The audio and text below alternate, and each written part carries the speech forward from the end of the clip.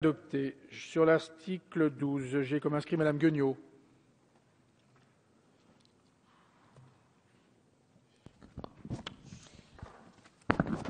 L'article 12 harmonise le vocabulaire utilisé pour les différents types de harcèlement. Cet article que nous allons examiner franchit une étape supplémentaire dans la reconnaissance des violences psychologiques, donc en harmonisant les définitions d'harcèlement moral, d'harcèlement au sein du couple et avec l'harcèlement sexuel défini de manière plus précise.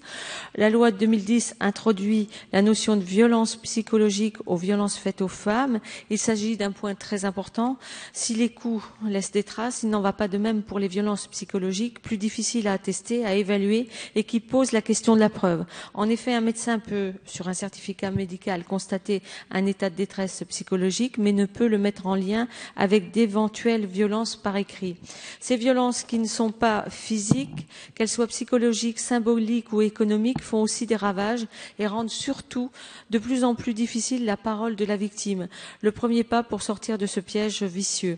Ces violences demandent à être appréhendées avec attention.